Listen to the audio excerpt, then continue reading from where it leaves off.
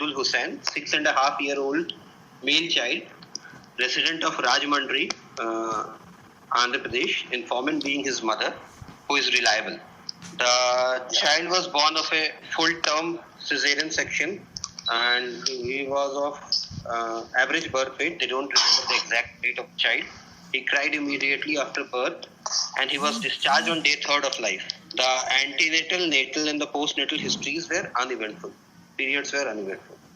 He was incidentally diagnosed to have a cardiac murmur on day 5th of life by a local practitioner and was advised for a cardiological evaluation, which revealed a small lesion in the heart, and they were advised follow-up for that. On day 5th of life, sir. Just a lesion, cardiac lesion was, murmur was heard. So the child continued to be asymptomatic after that. There was no history of any feeding difficulty in the form of suck cycle, excessive sweating, repeated chest infections, any cyanosis, any history suggestive of spells, and the child remained asymptomatic. And at the age of 3 years, the child was again reevaluated at our hospital, where they were advised for surgery for that cardiac lesion, which was diagnosed at day 5th of life, at the age of 3 years, when they turned to us for the first time. The child was again lost to follow-up after that. The parents have observed that the child gets mildly dyspneic on excessive running since last 1 year. This gets relieved on resting for just around 5 to 10 minutes, and there is no history suggestive of orthopnea or PND. No other associated history of any syncope, chest pain, or palpitations. And presently, the child has been admitted in our hospital for the surgery, which he was advised. This is basically what age now? Presently, 6.5 years, sir. 6.5. Yes, sir. Okay. So he has been basically asymptomatic, but he was diagnosed of having a cardiac murmur on day 5th of life only, and he has been advised for surgery at the age of 3 by us. Initially, he was seen by a practitioner, but he wasn't advised of any intervention for it. Okay. So, Murtaja. Yes, sir. What is your presenting history here? So, actually, the presenting complaint will be like he has been admitted for the surgery, which has the last 1 year he has been dyspneic, sir, which is this is great. Yeah. So, according to so Murtaja, your history presentation should be stating first the chief complaint, correct or not? Yes, sir. Yes, sir. Yeah. Yes, sir. So when you are talking about chief complaint, you are going to talk about at 6.5 years of age, because you have come across this patient at 6.5 years of age, correct or not? Yes. Yes, sir. Okay. Mm-hmm. So your presenting history has to be at that particular age. So the chief complaint has to be at the presenting age when you have interrogated the patient. So your interrogation, as far as this patient is concerned, he's got dyspnea on exertion, correct? Yes, sir. NYHA class about class 3. Class 2 or class 3, yeah? Yes, sir. On minimal, on the extreme exertion, he on gets extreme that. Exertion, yes. So what I'm trying to say is the history should be at the point, the chief complaint should be when you have intervened with the patient. Right, sir. Okay, sir. Okay. So your history starts with first 6.5 years of age, that this patient came to me with complaints of dyspnea on exertion of NYHA class 2 or 3, whatever you want to say. And at the present moment does not have any of these associated features with the dyspnea on exertion. Then you talk about does not have cyanosis, cyanotic spell, squatting, other things. You can talk about this thing. And the patient does not give any histories at the present moment suggestive of repeated respiratory tract infections. Okay. Then you go on interviewing the patient's mother. I found that the patient had in the past, whatever. That's right. Got it. That is the presentation for the thing. I am not interested in what had happened. I want to know what happened before. Okay. Yes. So your presentation should be at the time when you are interacted with the patient as to what the present complaints are, and then you go back as to what this thing, and then you can elaborate stating that the patient also had history by 5 days of birth. He was detected to be having a murmur on routine examination by the pediatrician or the family doctor. Okay. So that we can point out easily. Yes. Okay. So that this is the flow of history you should have. Okay. Got it. And basically this patient doesn't have much complaints as far as his cardiac problem is concerned. Correct or not? Yes, sir. Yes. Okay. Yes. So whatever the condition may be, it is a balanced condition right now in this patient. Of course, sir. Yeah. Whatever it may be, whatever the situation may be. And the very fact that he has been having this problem from day 5 of birth, okay, Yes, sir. and not detected to be having any cyanosis or cyanotic spells over the course of about 5 and 6.5 years, okay, Yes, sir. has not had any progression or any cyanotic history or so.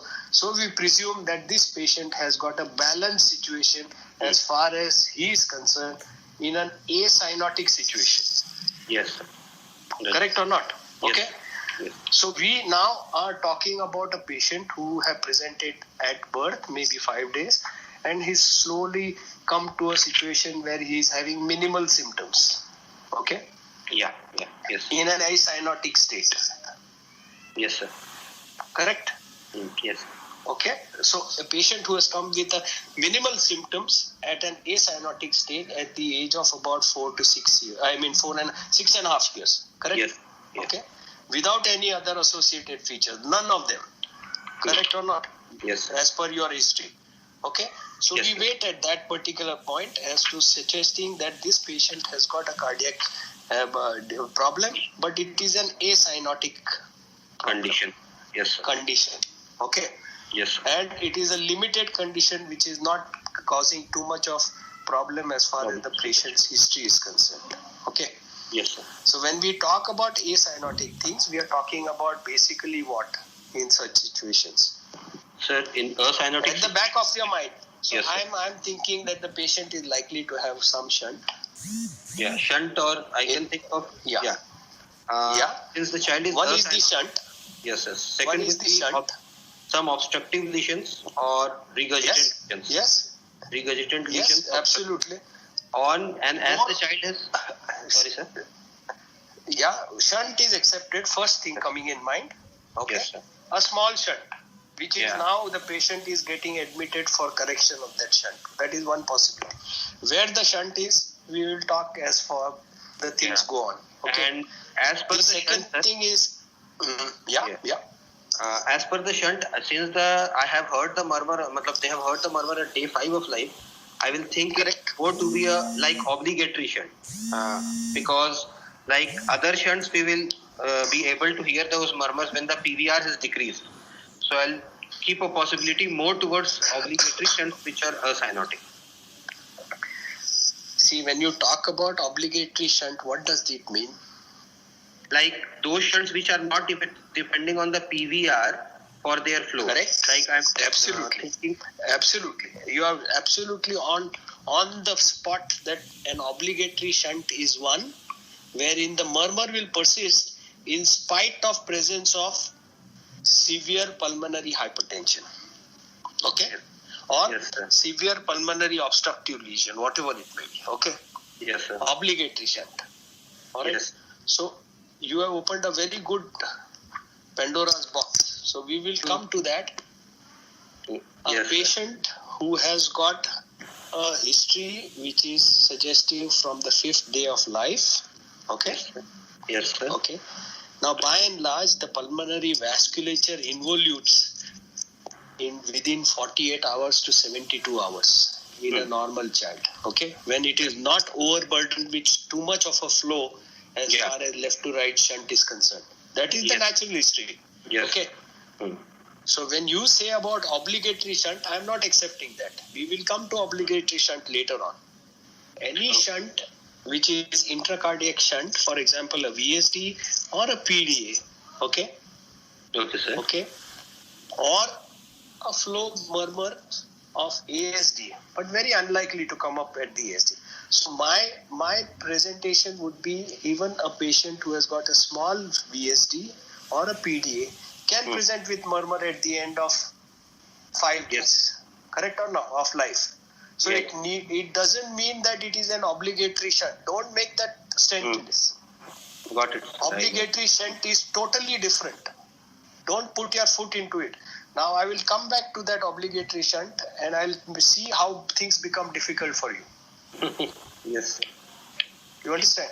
Right. So when you choose your words, you choose with proper annotations. Okay. Yeah. Now this is a murmur, as I said, you will say that it is a murmur of some left to right shunt occurring, and because it is a small, the patient, you have justified in saying because the patient has not presented with any symptoms over the course of time. He hardly has any symptoms. Okay. Yes. So your shunt, which are intracardiac shunts, okay, Yes, sir. remain first possibility, maybe a VSD, maybe a PDA, and downright ASD also, but little lower down. Okay. Because the murmur of ASD to coming up at 4 or 5 days is very unlikely at that particular time, right now. Okay, but remains in card. Then you talked about obstructive pathologies. Yes, sir. Correct? Yes. What are the obstructive pathologies? Obstructive pathologies which are not giving him a lot of problems. So what are the obstructive pathologies you are talking about? Obstructive pathologies in the form of LVOT obstruction or RVOT obstruction, which are not severe in intensity. They can be either mild to moderate, sir. That's right. They are likely to be, maybe the patient is having a bicuspid aortic valve. Yes. Or with aortic stenosis, which is not significant enough. Okay. Now it is progressing a little bit over the course of time. Or it can be a valvular pulmonary stenosis, which could be one of the commonest presentations in these patients. Correct or not? Yes, sir. Yeah. So Yes. both the RV as well as LV outflow obstruction are one which has to be kept in mind as far as this patient's history is concerned. Now, as you go down, you will come to a diagnosis what it is. Correct? Yes, sir. Correct? Okay. Yes, now I'm going to ask you. I'm just waiting for this obligatory. I mean your obligatory shunt. I will come to that. Remind me. Yes, sir. Okay. Now I'm going to ask you one question relevant to it. What is the antenatal history which is of importance in a congenital heart disease patient?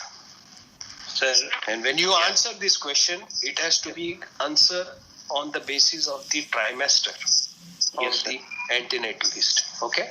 Yes, sir. What are they? So, First trimester. Sir, I'll divide them into, sir, different drugs. I will divide into diseases of the mother, maternal diseases, and maternal drug injections. First of all, we go to the first trimester with maternal diseases. Fever with rash, sir. If there is any history of fever with rash, it can be something like torch infection, like most commonly we are concerned with rubella. If it is a maternal fever with rash in the first trimester, if it is a rubella, the chances of having congenital rubella syndrome are quite high, sir. Those children can have deformities in the form of congenital deaf mutism, cataract, and heart diseases in the form of PD or PS, sir. We will come to that. Very good. Okay. So first trimester, fever with rash. Okay. Yes. As the presentation could be a rubella. Okay. Yes. We don't know. One. Any other? Second, if there is antenatal rubella, by the way, can come into first trimester and early second trimester. Yes. Okay. Yes. Yeah. Second, maternal.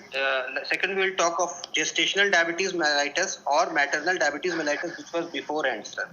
So these will also have impact on the children, and they will have, like, TGAs are more commonly found in infants of diabetic mother, and even when you you have to be specific. It is detransposition which are more specific for maternal diabetes, not TGAs, all TGAs. Yeah. DTGAs. Yes. Okay. Yeah. Yes. All right. Then maternal phenylketonuria, if it is present, sir, they can lead to PSD and TOF are the most common anomalies which are associated with it, sir. Yeah. Okay. Yeah. Phenylketonuria. Yes. These are basically inherent problems related to the mother. Okay. Yes, sir. Which are there from before the patient has become pregnant. Yes. All right. As far as Then- first trimester is early second trimester is concerned, is fever with rash. Yes, sir. And even Yeah. maternal SLE in the mother can lead to complete heart block in the neonate. That is absolutely right.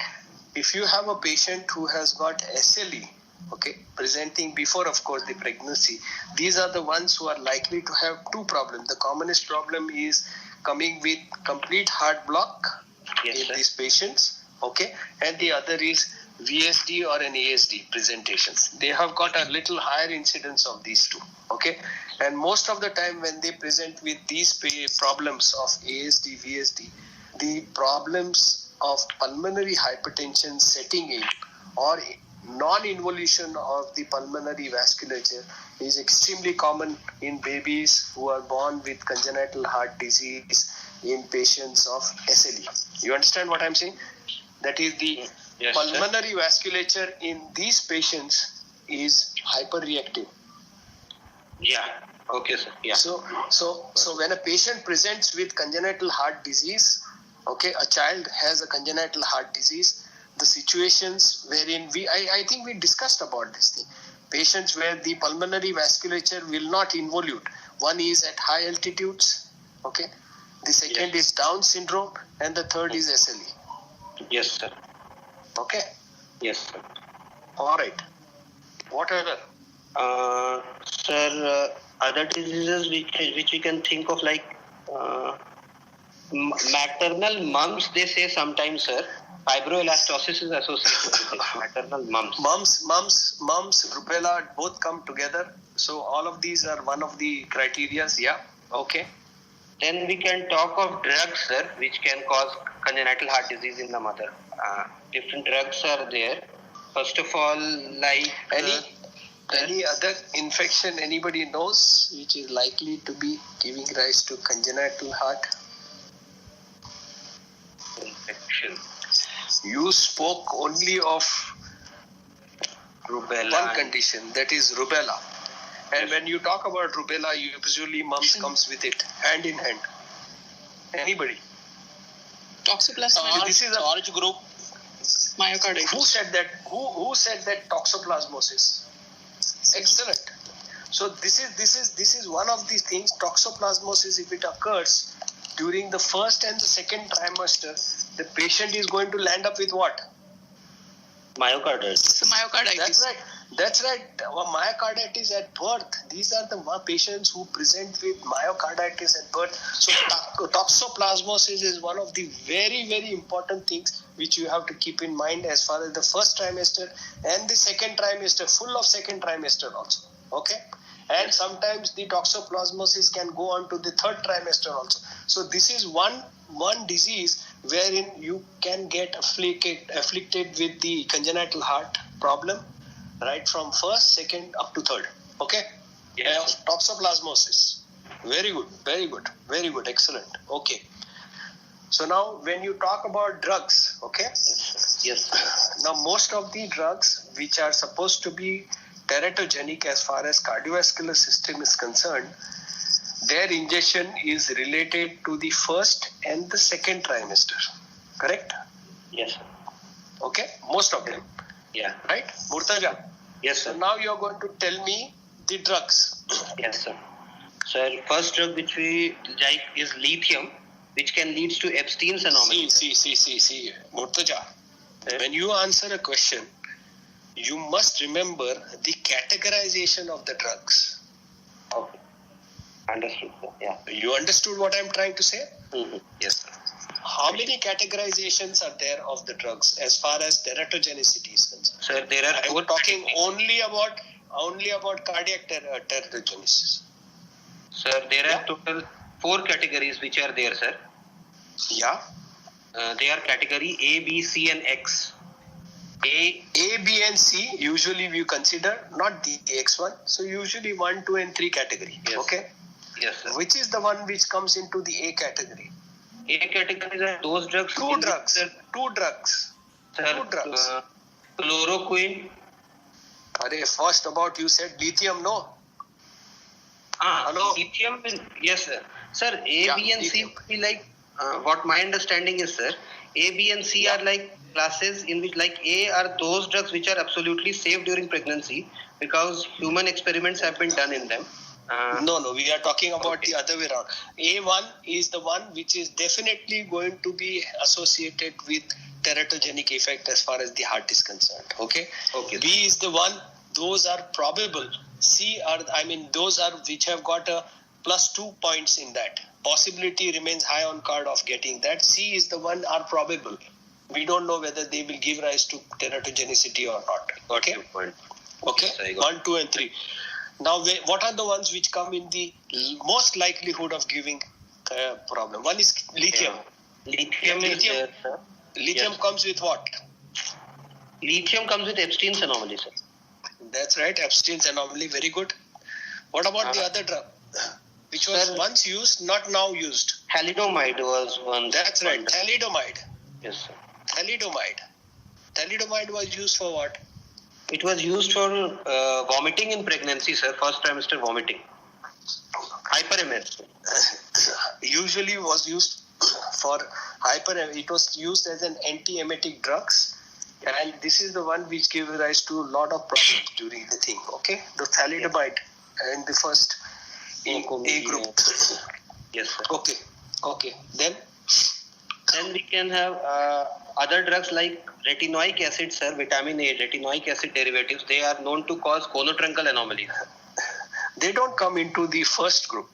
By and large, first group definitive are only these two drugs. Okay. I don't remember of anything else. Lithium and thalidomide. Okay. They are the one, if you have administered during the first trimester, there is a very, very high likelihood of the patient coming up with cardiac anomaly, the child. Okay. Now the second one is the one which have got 2+ possibilities of getting this thing. What are they? In the second trimester. Yes, sir.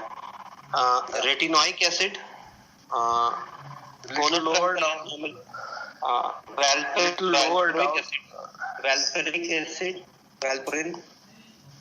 Valproic acid, lower down. Yes, possible they are there, all of them. What about the one which are commonly used? Phenytoin. Phenytoin is also known to cause. Yes, phenytoin sodium, when it is Phenytoin, given as an anti-epileptic drug for the patient. Okay. Yes, it has got a 2. It has got a class 2. Okay. Okay, sir. Any other?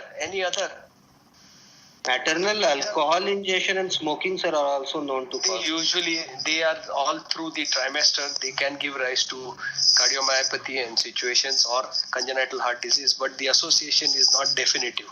Okay. Alcohol. Okay. What about the other antihistaminic? Antihistaminics. Antihistaminics. Yes, sir. Antihistaminics. Okay. Okay, sir. Okay. Now, yes. Murtaza, you tell me which is the antihistaminic which has got the possibility of having cardiac problem. I'm not sure, but anybody? If anybody tells me, otherwise I'm going to ask you to find out again. Which is the antihistaminic which has got the highest possibility? I'm not saying the highest possibility. The possibility of having, or it is not advocated during pregnancy. Antihistaminic. Nobody knows. So fine. Murtaza, one more for you today. Yes, sir. Okay. And then you come to the C, which are supposed to be possible things which can give rise to congenital this thing. What are they? Then here comes the other things like your alcohol. Okay. Then which other drugs? Alcohol. Particularly patients who have undergone surgery for a valve replacement. Okay, warfarin, sir. Warfarin. Okay, that is why warfarin usually comes in the second and the third trimester. It is not given during the second and the third. First trimester, there is, by and large, usually people don't understand but don't realize that they are pregnant by the first trimester, and they continue taking warfarin. Okay, so Yes. warfarin is also teratogenic as far as drug related to cardiac thing is concerned. Okay, Okay, sir. warfarin by and large does not show any correlation with a specific cardiac anomaly. Okay, it is only a teratogenic drug which is included in the categories as far as cardiovascular drugs is concerned. Okay, all right. Okay. Yes, sir. Okay, very good. Okay, so we talked about antenatal. The patient doesn't have any antenatal history of any problems coming up, correct? Yes, sir. Now, Murtaja, you tell me what is the difference, what is the categorization of a patient wherein you are going to make a diagnosis of a rubella syndrome in that child? Yes, sir. One, two, three, four, you tell me. Sir, first of all, the children who are having congenital rubella syndrome, sir, they will be Yeah. they will have triad of three symptoms. There is something called congenital rubella syndrome. There is something called extended rubella syndrome, sir. We'll come to extended later. First, tell me. So for congenital rubella syndrome, the triad has, sir, congenital deaf mutism. He will have sensory neural deafness. He will have congenital cataract, sir, and he will have cardiovascular anomalies, which includes PDA and peripheral PS, sir. And Okay. these are the things. And the chances of having rubella varies between the 3 trimesters, sir. It is transmission to the fetus. It also varies according to the 3 trimesters. And Yeah. Usually highest during the first and the second. yes, sir. Yes, sir. And later on it goes. Okay, there are three you rightly said. One related to the CNS system. Okay, first one. Yes, That sir. is your deafness. Okay, and MR, MR, yes, sir. mental retardation. Yes, sir. So mental retardation has to be included as the first criteria. Mental retardation with deafness. Then comes your cataract, and the third one is pulmonary stenosis. Okay. Yes, sir. And PDS. Okay, correct. Yes. You're right. Now, what is the specific things of pulmonary stenosis in these patients? Sir, the specific things, there is some clinical specific in ECG also, sir. First of all, No, I'm talking only of specificity as far as anatomy is concerned. okay. These patients will have, sir, dysplastic valves, and the post-stenotic dilatation is not present in these cases. By and large, these patients do not have the tendency to have a dysplastic valve. Okay, by and large, no. The characteristic of a dysplastic valve comes up only with one situation, and that is Noonan syndrome. Sorry. Okay. Yeah. Yeah. Right, sir. Okay. So Sorry. don't differentiate. Yeah. Don't get confused between these two. Yeah. You don't Actually, get dysplastic valve. You Yeah. get valvular pulmonary stenosis in these patients. Yes. The valve is not dysplastic in this thing. Yeah, they might be having it. Now, the peculiarity of this pulmonary stenosis is that almost 2/3 of them will have associated peripheral pulmonary artery branch stenosis. Yes, sir. Yeah. Okay. Yes. This is the hallmark criteria of a patient who has got a cardiovascular problem in a patient who is diagnosed as a congenital rubella syndrome. Very good. Yes, sir. Peripheral. So PS coming with peripheral pulmonary artery branch stenosis. First diagnosis is rubella. Second diagnosis is Noonan syndrome. Okay. All right. Yes. Where, of course, the clinical features are totally different, or you may get a PDA. Come Yeah. to the extended rubella. Sir, in the extended rubella, sir, they will have additional features. Along with this, they will have additional features in the form of, they will be IUGR, short stretcher will be there. They will have They usually have what is called as the skeletal problems. Okay. yes, sir. Musculoskeletal problems. They usually have, as you rightly said, they have intrauterine growth retardation, and they have usually have what you call it, hyperextensible joints and other things. Musculoskeletal problems related to that, along with the most important feature of congenital rubella syndrome of two features: the mental retardation with and without deafness with a cataract. Yes. Okay. Yes, sir. This is the extended which was accepted into the criteria. When was the extended rubella syndrome added to congenital rubella syndrome? Not sure, sir. Not sure, or you don't know? I don't know. Anybody?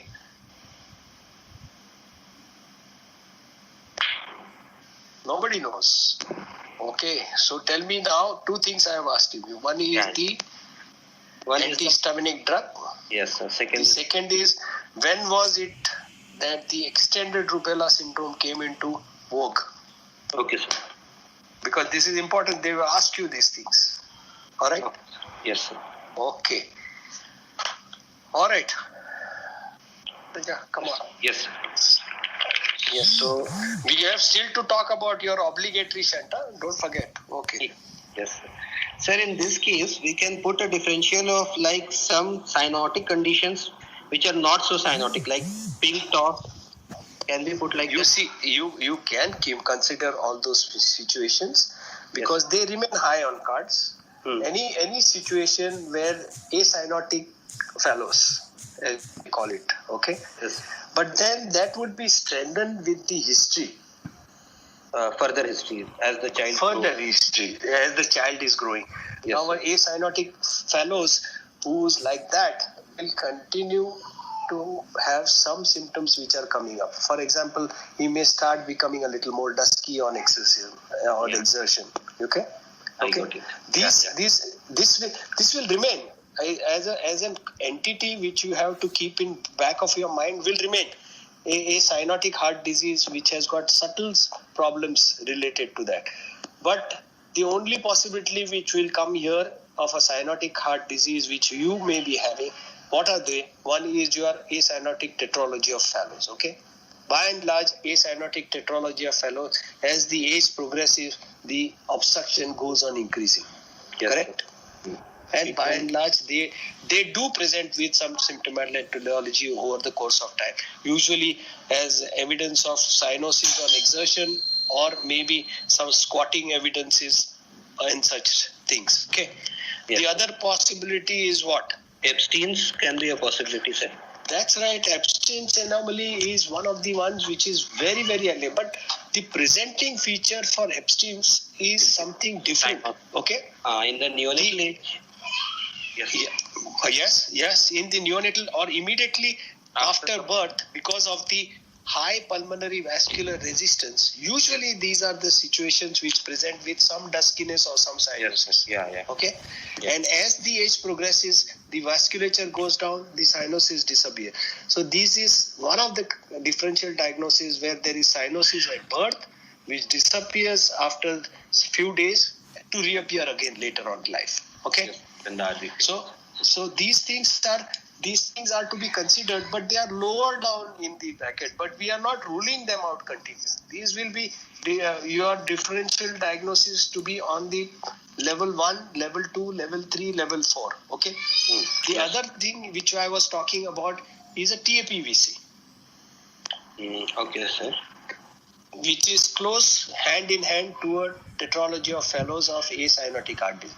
But again, here the patient would have presented with repeated respiratory tract infection or not, which is the commonest feature of a TAPVC in a childhood, that they keep on presenting because there is so much of flow into the pulmonary artery.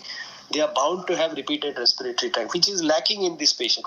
So these things are kept in the back of mind, but very low on cards as far as your patient is concerned. Okay. Yes, sir. But sir, TAPVC will present more with features suggestive of pulmonary venous congestion. Pulmonary venous congestions. Yes. Hello. Pulmonary venous congestions. They are That not is an obstructive type. They are not Even pulmonary venous congestions. They are basically pulmonary plethora. So all features of pulmonary plethora, like for example interruption of feeding, repeated respiratory tract infections. Okay, these are features. Pulmonary hypertension is not a feature of a classical TAPVC. Okay, that feature comes up only in those two situations, which is supracardiac is extremely rare, intracardiac yes, and the infradiaphragmatic yes, very high on cards. So if you have the Scimitar syndromes, then the venous congestion is the main presenting features in these patients. Okay? Okay, sir. Yeah. All right. Okay. So go ahead. So, yes, sir. I'll go ahead with the examination findings, sir. Yeah, please. On examination, the child... Tell only the positive findings as far as the general examination is concerned. Okay, sir. I'll tell the vitals, sir. His pulse rate is 92 per minute. It is regular rhythmic, normal in volume and character. All peripheral pulses are palpable, no radial or radiofemoral delay. In the vitals, respiratory rate is fine, 18 per minute, regular. Blood pressure is 106 by 70 in the right arm, in the supine position. And how much is it? Sorry? 106 by 70, sir. 106 by 70 in the right arm supine position. And it is within 10 mm of Hg in all the four limbs, sir. Okay.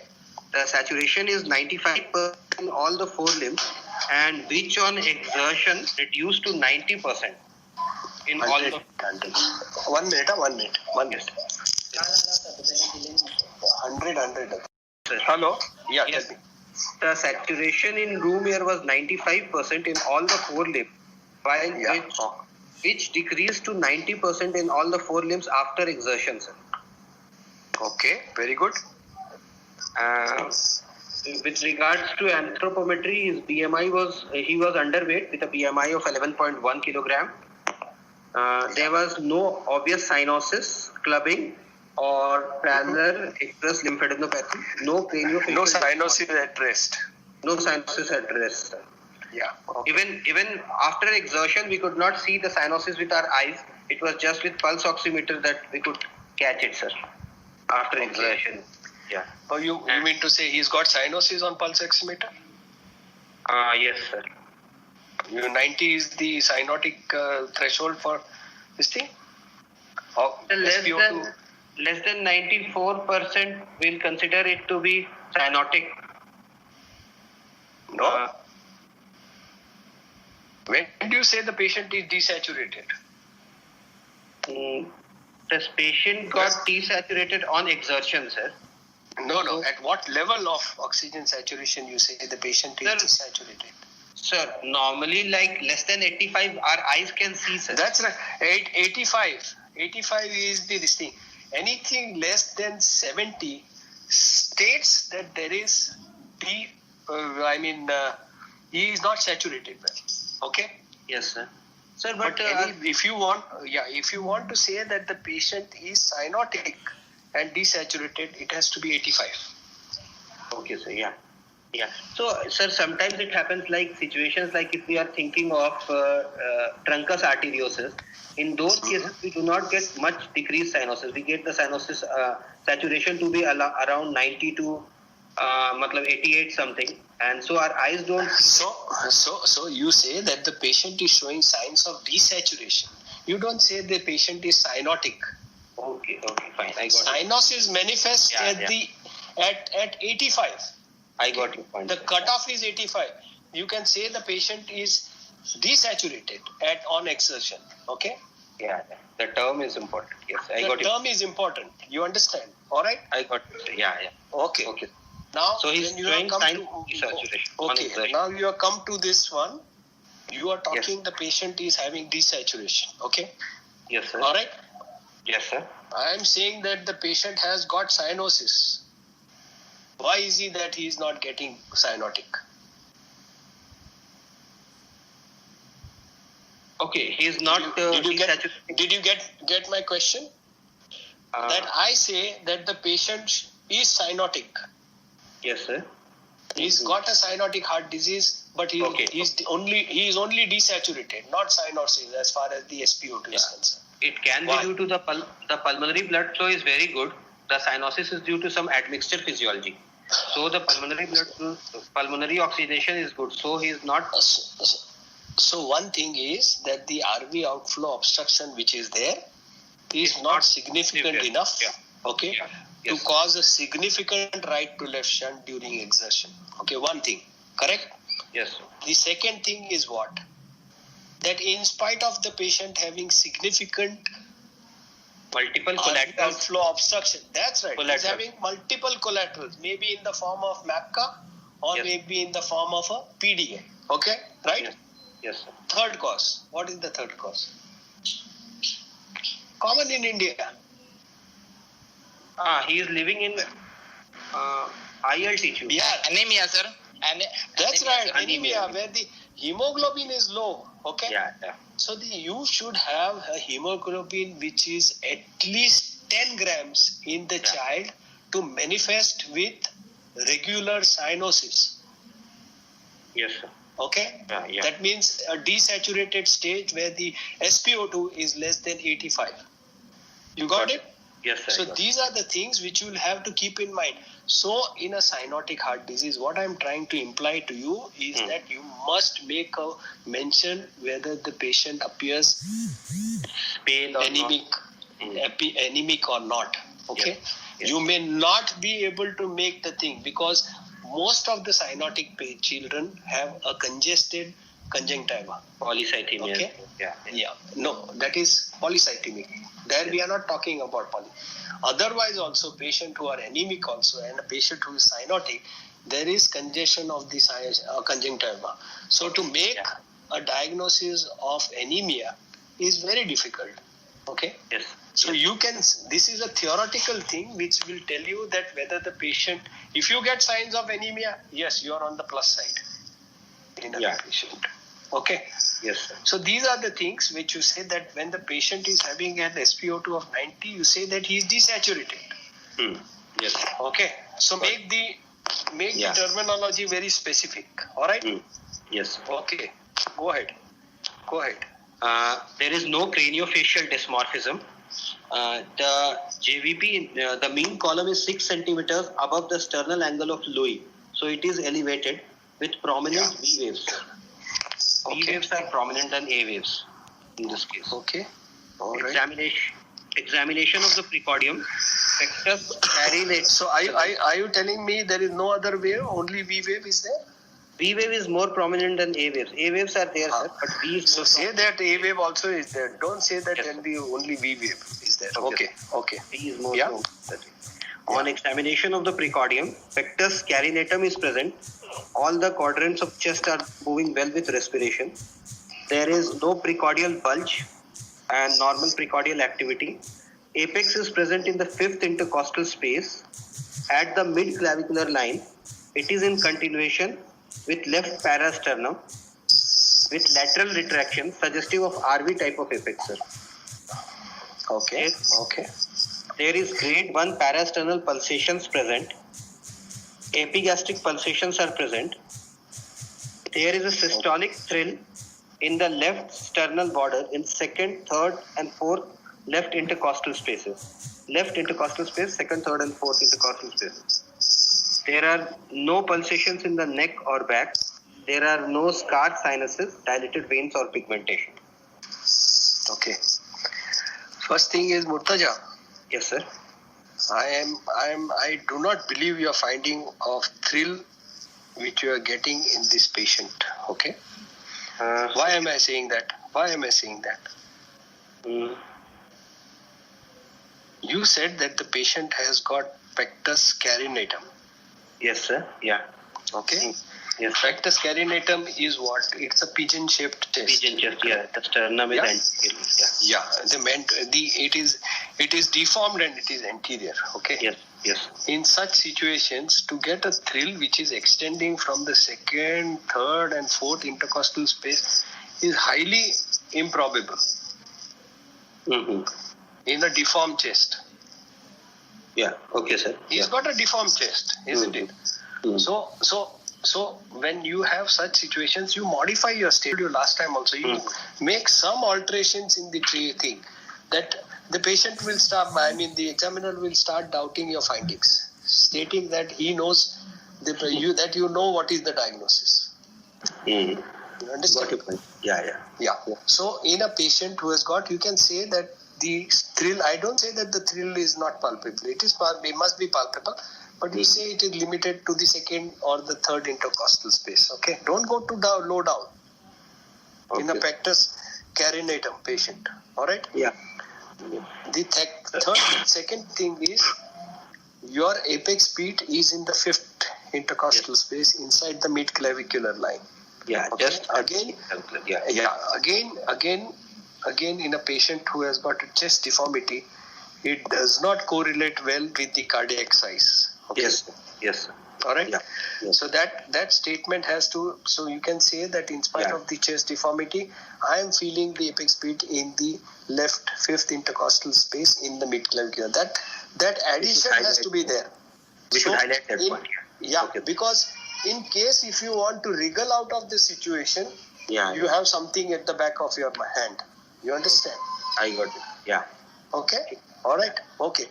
Yes. Now the other thing is you are talking that the patient has got epigastric pulsations. Yes. All right. Yes, sir.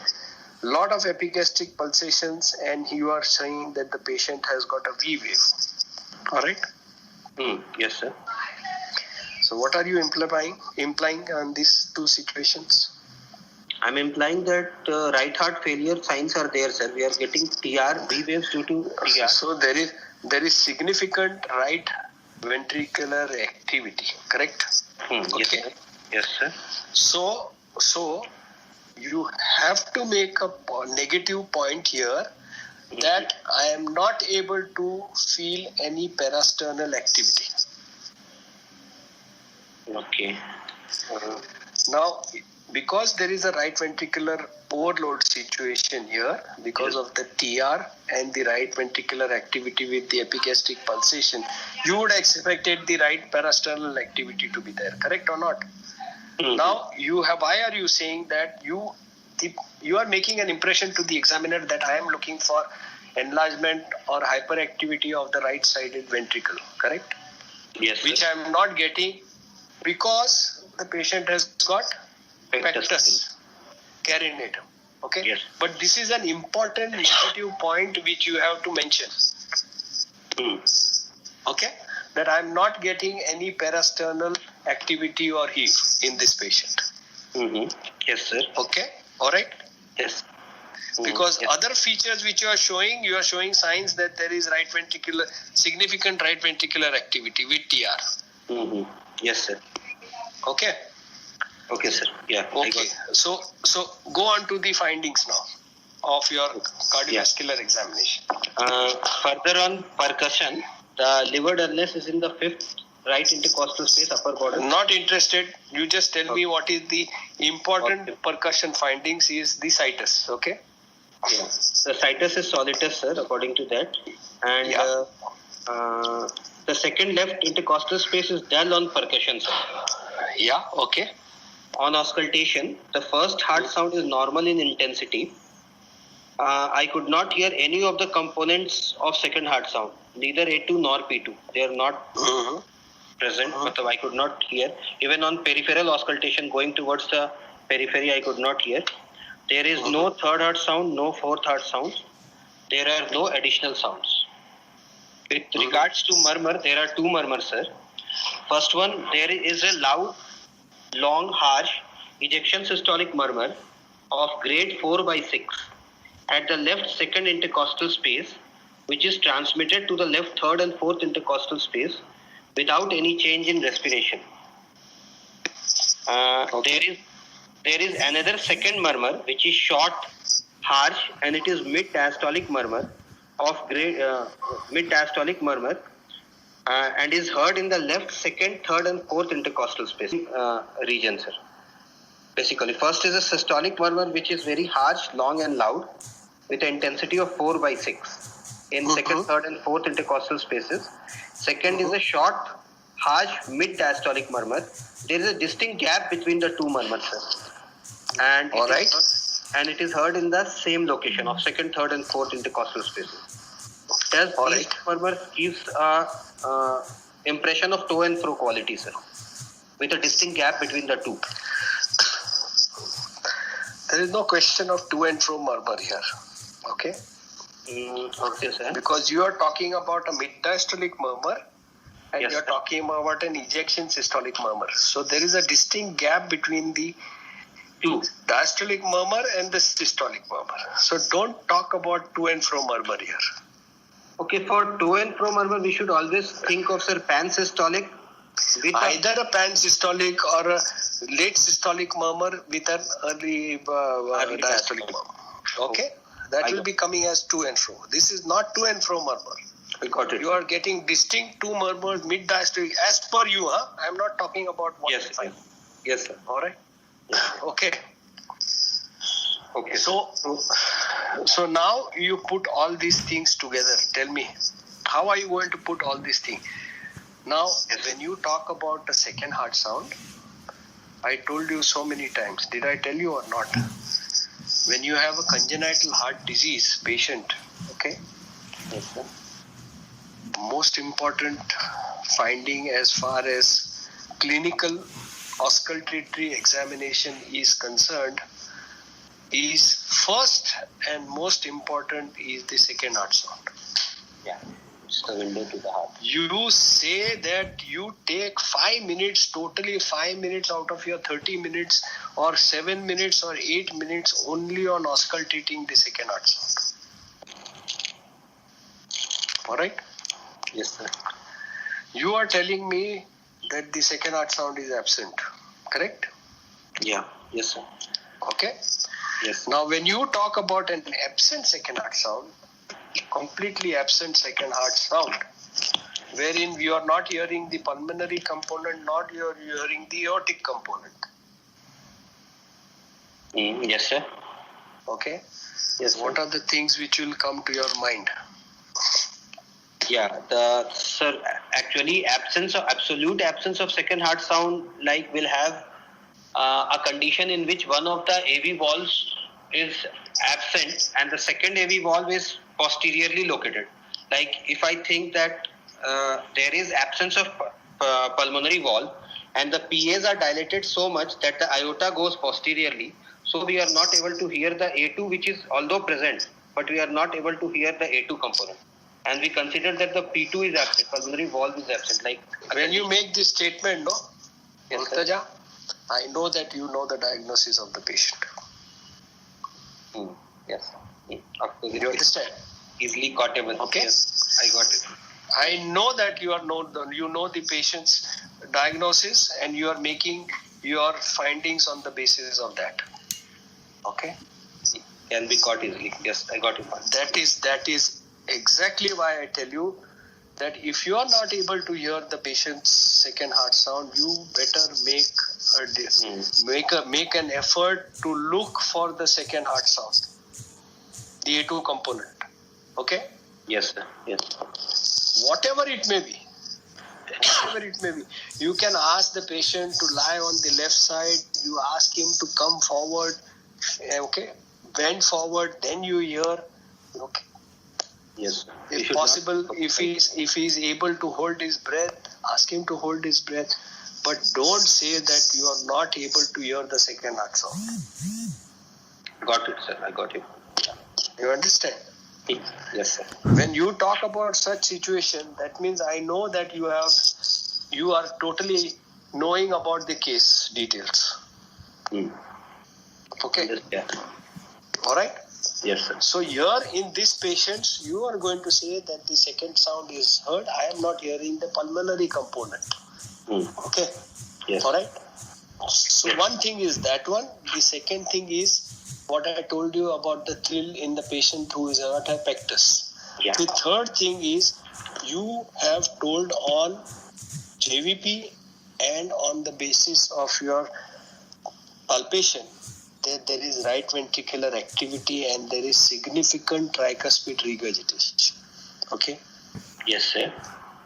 Correct or not? Yes. Yes. So what has happened to your murmur of tricuspid regurgitation? I could not hear, sir. I looked for it, but I could not get it. Maybe because of the harsh systolic component, which is coming down to up to the fourth intercostal space, and due to the pectus which is there in this, I might be missing that murmur of tricuspid stenosis. Tricuspid regurgitation. Yes, tricuspid regurgitation. That is one point of it. Okay. Yes, sir. Now, the other point, I am trying to tell you what are you missing Yeah. out on the I got- examination. Okay. Yeah. Yes, sir. The third thing is you are talking about a patient who has got a murmur, mid-diastolic murmur. Yes. You got talking about a significant tricuspid regurgitation in this patient. Yes. Yeah. Yeah. And you are talking that there are no extra sounds heard. Mm. Correct? Yes, sir. What would you have expected as far as the extra sounds are concerned in this patient? You are talking about a V wave which is there, which is prominent. He's got a 6 centimeter JVP which is raised. He's got a prominent V wave. He's got RV pulsations. What would you expect to find? S3. 3, sir.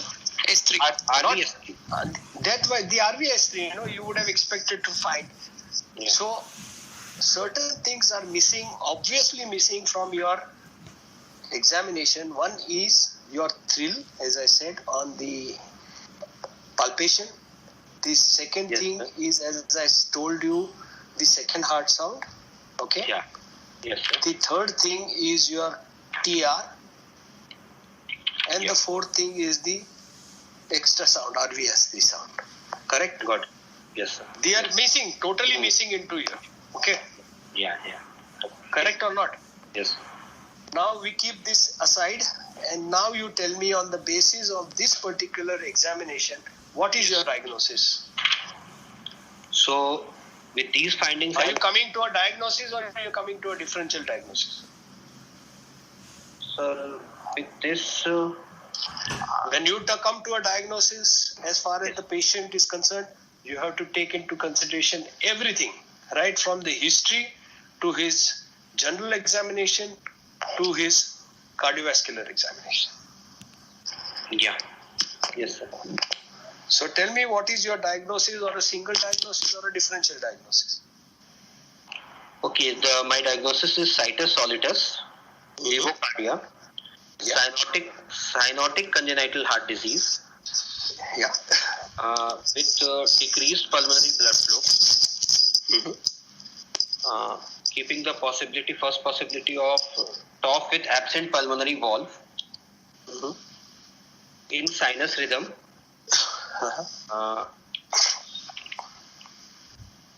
presently in in sinus rhythm with features suggestive of right heart failure, no signs of infective endocarditis, Okay. and sir, actually with this saturation of 90%, sorry, with this Yeah. saturation of 90%, I could keep like other diagnosis, other differentials also. Like, tell me, Like- Yeah. you are giving me the differential diagnosis. One is absent pulmonary valve, you said. Yeah, VSD with AR is also a possibility, sir. Small VSD with AR. But all like this VSD will produce a pansystolic murmur and the AR will have a early diastolic murmur. With this will be the differential on the basis of exclusively on murmur. But other features I won't be able to explain, like my raised JVP and my epigastric pulsations. You will be able to talk about the desaturation on VSDR? No, sir. No. Okay. So Now with see, this no, okay. Now I'll just keep let me. Okay. Tell me, what is it? with this saturation, I'll just keep a single diagnosis, sir. Okay. Of this. Okay. Now see, Murtaja, Yes, sir. as I told you in the beginning when you came to the second heart sound, I am thoroughly convinced that you know the case. Okay. Yeah. Yes, sir. Because your clinical findings are totally abject. Mm-hmm. I told you so many times, when you made a diagnosis, even if you know the diagnosis, you have to see whether you will be able to come to a conclusion or not. Okay? Yes, sir. Now you're talking about a patient who has got an absent pulmonary valve, wherein usually the second A2 component is always heard. Okay? One thing. Yes, sir. The second thing is you will get an ejection systolic murmur depending on the outflow obstruction, which usually is not very severe in absent pulmonary valve. Correct? Yes, sir. That is why they present more of a acyanotic tetralogy features. Okay. Yeah. Yes. The second thing is the hallmark of a patient who has got an absent pulmonary valve. Okay. Yes, sir. Is the diastolic murmur. Okay. Okay. Yes, sir. Now you tell me, you are talking about an ejection systolic murmur and you are talking about an MDM. Correct? And you are talking about no RVS3 wherein the pulmonary valve is leaking, the tricuspid valve also is leaking. Correct? Correct or not? Yes, sir. Okay. Yeah. So now you explain to me, you are getting an ejection systolic murmur because of the RV outflow obstruction. The second thing is you are talking about a patient who has got an MDM at the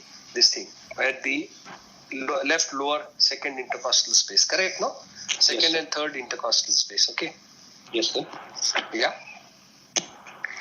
Yeah. See, why I was harping before is that when you have a patient who has got tetralogy of Fallot's with absent pulmonary valve, this is one of the situations wherein the patient may go into congestive cardiac failure. Yes. Okay. Yes. This is one of the differential diagnoses of a patient with tetralogy going into failure. All right. Yes, sir. The other point which I harped on the beginning when I told you that you said that the apex beat is within the midclavicular line. Okay. Yeah. That is why I told you why the important thing is, in spite of the pectus carinatum, I am feeling it only in the left fifth mid intercostal. I would have expected it to be larger. Yeah. To save me, I should put that point. Right? Okay. Absolutely right. You have to see, this is how you come out of such situations. Yes. Okay. Yeah. Now, you second thing is, when you talk about a VSD-AR, why are you talking about VSD-AR? Why do you have to give a differential diagnosis? Yeah. When you thought about a tetralogy, just because you know the case? You should not put any differential with this. Yeah. The diagnose. So you explain to me where the MDM is coming from. Yeah. Actually, this like to signify like this. The PR, we expect a low pressure PR in this case, sir. So the murmur which is produced in this case is like it's not in just after the expected second heart sound. Second heart sound is not heard in this case, but like it's not. There is a distinct gap between the first and the second murmur. So again, I'm telling you, don't say that the second heart sound is not heard in this patient. Okay. Okay. Yeah. So second heart sound, like there is a gap between the second heart sound and the murmur, sir. So this murmur is a low pressure PR, sir. Yeah. So this absolutely is not right. Yeah. Now, when you talk about a murmur, non-hypertensive pulmonary regurgitation murmur, that is the categorization. You have hypertensive PR, which is Gram-Still murmur, and you have a non-hypertensive PR, which is usually the murmur which comes up little later on in the diastolic. So it acts as a mid-diastolic murmur. Okay? Yes, sir. Now the second thing which I want to tell you, a pulmonary non-hypertensive PR by and large will never be harsh. Okay. Okay? Yeah, I said harsh. Will never be harsh, which you are talking about. Yeah. I said these are non-hypertensive PRs which are high frequency murmurs. Yeah, yes, sir. Sorry, which are only audible with the bell of the diaphragm, and even if you want to bring him ahead, you might bring him ahead. And by and large, these murmurs tend to increase with what? They will increase with respiration. That's right, it increases with inspiration because this is a non-hypertensive PR. Mm-hmm. Okay. Yes, sir. Yeah. Okay. Okay, sir. So as far as your thing is concerned, I have one impression that you know the case. First thing is, the second thing is that you have messed up the findings. Okay.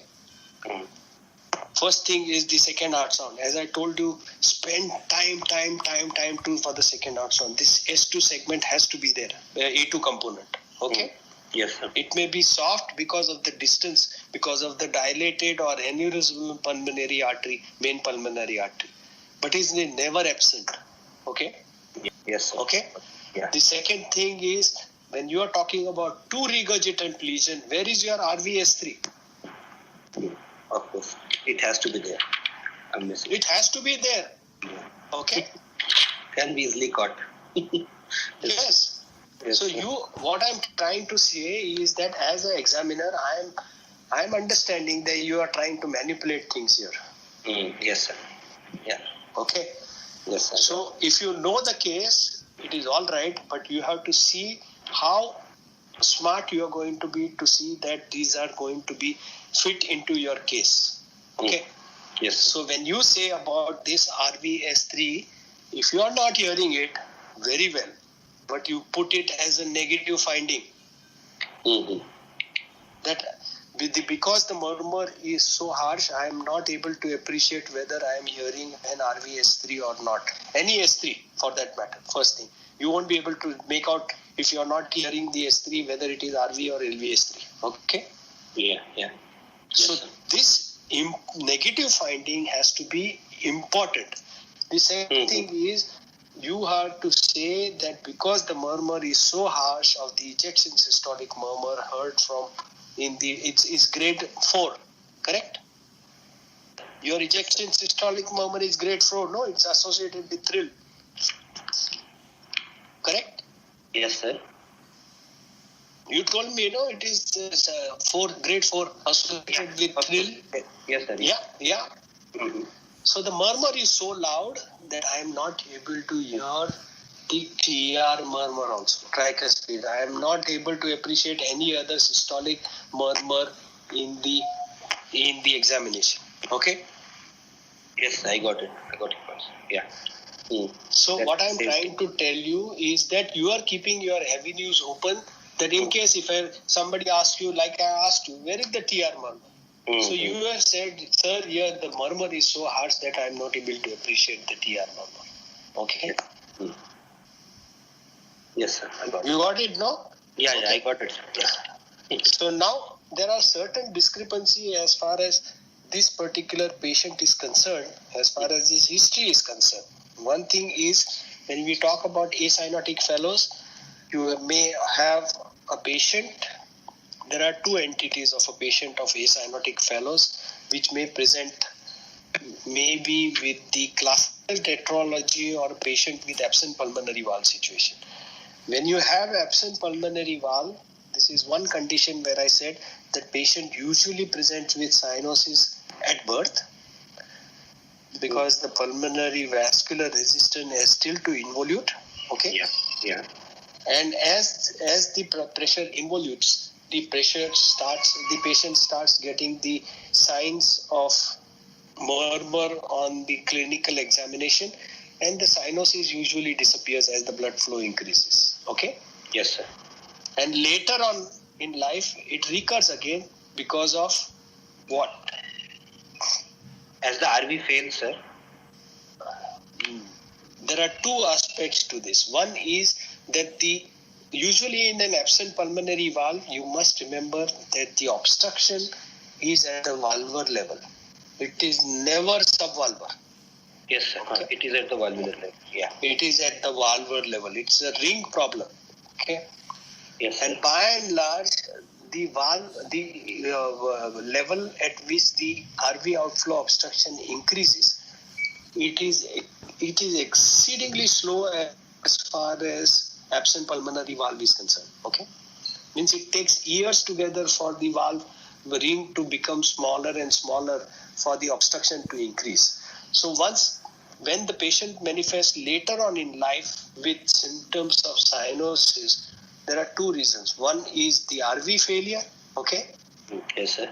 Volume overload, and the second is the stenosis at the ring level, which may progress. Okay. Okay. Now, the other discrepancy as far as pulsations is concerned, as far as this patient is concerned with an absent pulmonary valve, is the history. In such situations, a negative history you have to pick out at the end. So you have to say that the patient did not have any signs of stridor or breathing difficulties. Why? Because actually, sir, there is during the development of these children, sir, since the PAs are so much dilated, they will obstruct the trachea and even the larger and the smaller vessels. So stridor will be present due to the So usually, when you come back, when you are giving the diagnosis, this negative point is important. Yeah. You understand what I'm trying to say? Yeah, you have to say that you thought about it right from the history point of view, that the patient does not have any history of stridor or breathlessness. By and large, this history of stridor or breathlessness usually remains confined to a very short period, and that is up to the 4 years of age. Why? The pulmonary artery goes on increasing over the course of time, isn't it? It may become aneurysmal also. So the trachea, it will become cartilaginous. It will become more hard, calcified. That's right. It becomes calcified by the age of 4 years. And that is why even if you find these symptoms coming in these children, usually it manifests up to 4 years of age. After that, it disappears. The trachea and the early bronchi tend to become rigid structures, and the pulmonary artery is not able to compress onto them. Okay? Yes, sir. Yes. All right. Okay. Now, Caught at multiple points. I think what you do now is you give me I will talk about obligatory shunt next time. Just tell me. It's a very important thing. Yes, you sir. must know about this obligatory shunt. So I have asked you two things. One is to aid the antihistaminics. And second is, sir, I'll take a X-ray, sir, first to see, like, as I am considering my diagnosis of, like, I expect cardiomegaly and plethora in case. Plethora? No, because I'm expecting to be. See, Murtaja, when you make statements, no, take your time to make statement. When you X-rays, what are you going to see on the X-ray with this patient? You would say that there will be a little cardiomegaly. First is cardio heart size. Okay.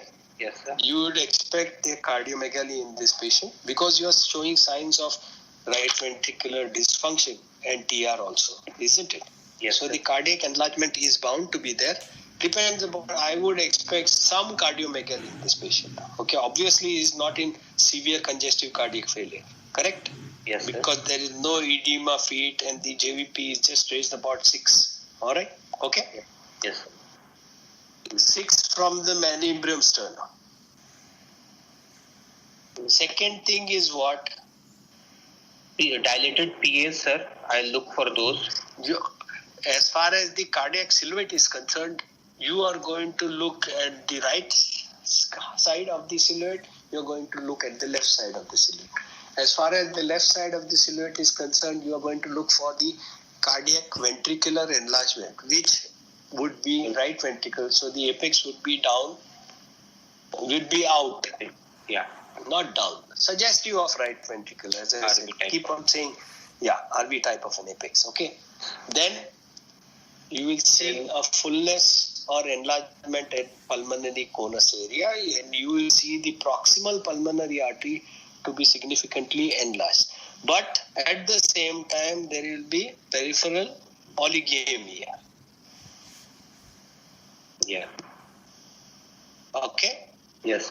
Why? Because basically this is a stenotic lesion, Yeah. Yes. PS lesion. Okay. Mm. But the main pulmonary artery would be enlarged or maybe aneurysmal, and that Yes. holds true for the main branches also, the left ventricular, the LPA as well as the RPA. Correct? Yes, sir. The patient will not have pulmonary plethora. Mm. Okay? Yeah.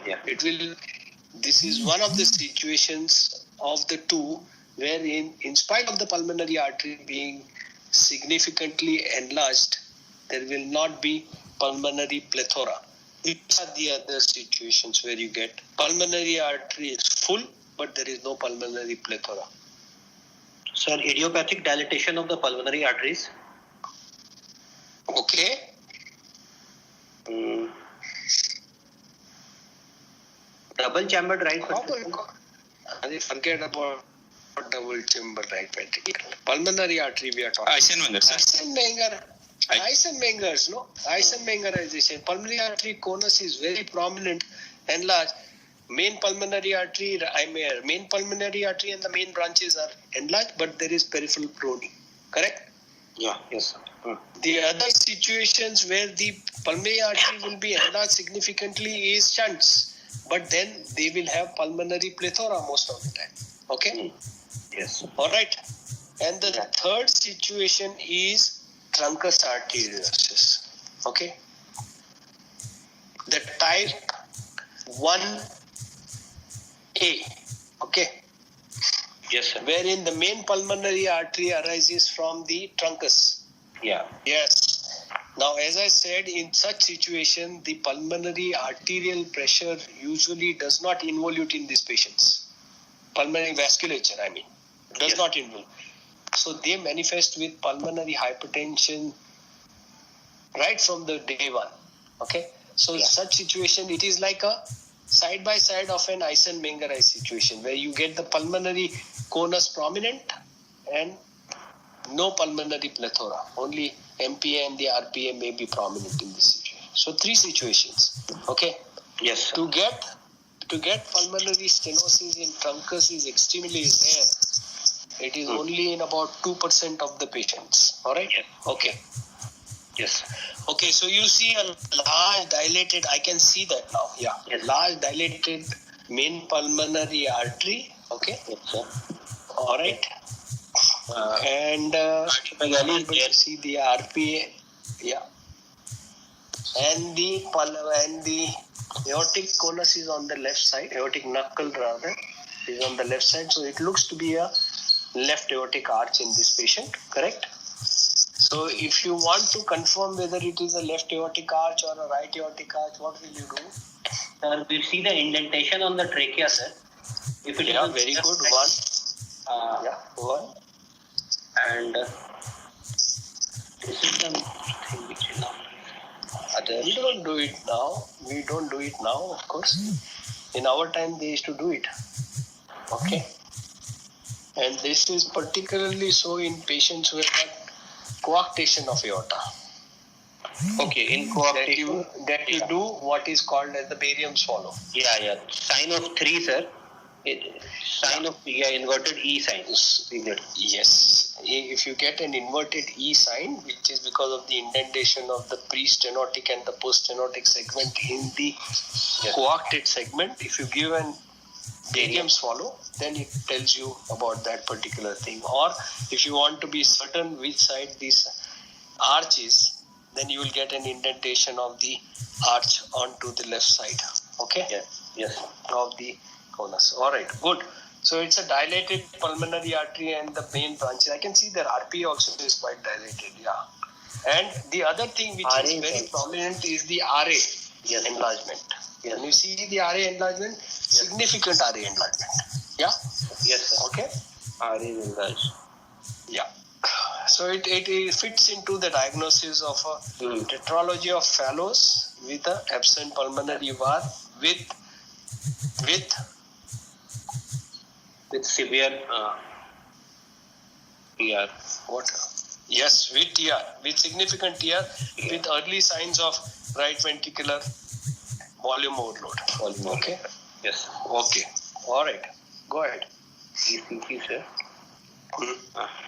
This is the 4-channel 12-lead ECG of this I don't see patient. it. Sir. Are you showing it? Yeah, I'm showing it, sir. You can't see it, sir.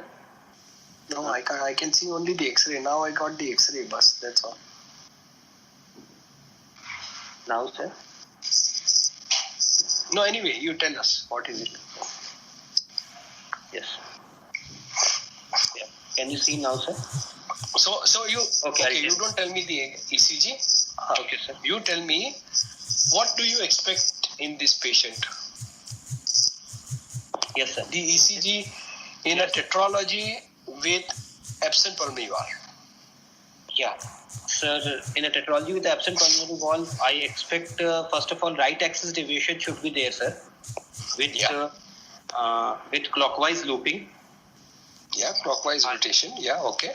I expect the right atrium to be dilated, sir, in this case. Yeah. Uh, Yes. yeah, the usual feature of... I am more interested in the right ventricle. Yeah. In the right ventricle, the usual feature, like in top, which we get is sudden transition from V1 to V2. Sudden appearance of S. This feature is not found. Early transition. Yeah. This early transition is not found classically in this case, sir. And we expect, what we expect in this case is... In this case, because he's got a absent pulmonary valve, the feature of early transition is never there in these patients of tetralogy with absent pulmonary valve. I don't expect that. You will not get it. The second thing is you tend to get a complete right bundle branch block or a wide complex RBBB because it suggests that there is a volume overload pattern in these patients. Okay? Yes, sir. Yes. All right? Yes, sir. So most of the time you will get features suggestive of a right bundle branch block with no transition in these patients. Yes. No transition. Yes, sir. And usually because the RV is so dilated that you will not get a transition at all in these patients. You understand what I'm trying to say? Got it. That from the RBBB pattern to the RV potential, the RV potential will go right through up to the V4, V5, V6. Okay? Monophasic R waves will be there in all these. I don't know what is showing on the ECG here. Sir, can you see the ECG now, sir?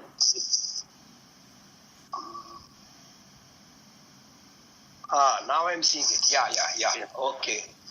You are having a patient who is having an axis which is rightward. Okay. Yes, sir. Yeah. It is about plus about more towards northwest. No. Yeah. More. No, it is about plus about AVR is biphasic. 30 and let's say at least about 120 or so. Yeah. Okay. Rightward axis, you are getting a branch block. Yes, sir. Right? Yes, sir. You are getting a right bundle branch block and you are getting potentials of the Tall right monophasic ventricle going right up to V4, V5. Okay. So this is not biventricular hypertrophy. Okay. As I said, in patients with tetralogy with absent pulmonary valve or in patients who have got a post-operative status, you must remember that the RV becomes significantly enlarged because of the PR, even in post-operative situations, particularly if the correction is not done very well. Okay, they tend to have the RV which is significantly enlarged, and then the RV potential will be seen right from V1 to V5, V6. Okay. Okay, sir. Yeah. Yes. Okay. The other differentiating feature of a patient who has been operated is the T waves in the right ventricular leads, which will be deep inverted T waves, like showing features of subendocardial ischemia in patients who have got operated tetralogy of Fallot or an adult tetralogy of Fallot. Okay, sir. Okay. Yeah. So these features, except for the T wave, are something like the adult tetralogy of Fallot or the patient who is operated for tetralogy of Fallot. So it is consistent with the diagnosis of an absent pulmonary valve. Okay? Yes. All right. with regards So I'll to... ask you one question. Why do you think that the patient has got a truncus arteriosus in this patient? Sir, truncus arteriosus, first of all, history-wise, as you just mentioned, sir, that only 2% of them are expected to have pulmonary stenosis. So 98% of them will have features of increased pulmonary blood flow. So they will be symptomatic right. very early in life, first of all. Yeah. Second, truncal And then usually they have signs of pulmonary plethora, so feeding difficulties, those and signs suggestive of left ventricular dysfunctions coming in are very early. And the murmur, when you come to the physical examinations, okay, Yeah. it's usually a wide pulse pressure in these patients, okay, Yes. in situations where there is significant truncal regurgitation, okay. Yeah. Yes. As far as physical examination is concerned, the hallmark is the second heart sound. It's Second a heart. loud single second heart sound, maybe a duplicated second heart sound, but it is obviously a large second heart sound. Okay, Yes, sir. and then you will get the TR murmur in this patient. I mean, aortic regurgitation murmur in this patient, and the apex is usually biventricular type of an apex. Yeah. Yes. Yes. In this patient. So it doesn't come into the category of a truncus arteriosus. What about the 2D echo in this patient? So the 2D echo of this patient was showed top with absent pulmonary valve with dilated PAs. The Z-score of RPA was sir, dilated pulmonary artery, sir, usually dilated. Yeah. The Z-score of MPA was plus 3.5 and that of RPA and LPA was around plus 3. Okay. Yes, sir. What about the VSD? VSD was a large malaligned VSD, sir. Malaligned VSD. Okay. And what about the TR? TR was there, sir. It was moderate in amount. Tricuspid regurgitation. It was there. Was there? Yes, sir. Okay.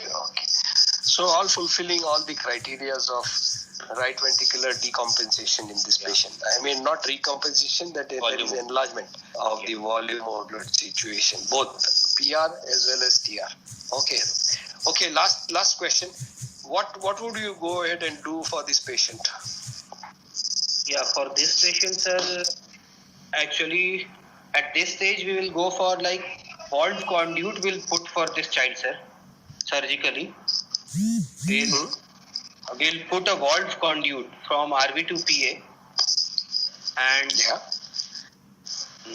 we can do some, like, since the child does not have any symptoms as of now, any significant symptoms, it does not need PA plasty, reduction in the size of the PAs. So we'll just put valve conduit, sir, in this case. Had he had symptoms, then we might have to go for reduction in the size of PA also. PA plasty might have been needed, but not in this case. See, by and large, when you put a conduit, Yes, in sir. the right ventricular outflow tract, it Yes, sir. usually comes into the main pulmonary artery, the conduit. Yes, okay, sir. Part of the conduit comes. And by and large, when you have an aneurysmal pulmonary artery, they do a plication of that pulmonary artery over the conduit. Okay, sir. Yeah. That is more than enough. Once you reduce the flow going to the pulmonary artery, the main pulmonary artery, usually the pulmonary artery size comes down, by itself. Okay, sir. And as you rightly said, if the patient does not have signs, this would be the plication of the main pulmonary artery and the branches would have been thought over if you were going to correct the patient early in life before 4 years of age. Otherwise, no. Okay? Yeah, okay, You will do the regular conduit in this particular patient. Okay? Yes. All right. Okay. Good. Very good. Okay.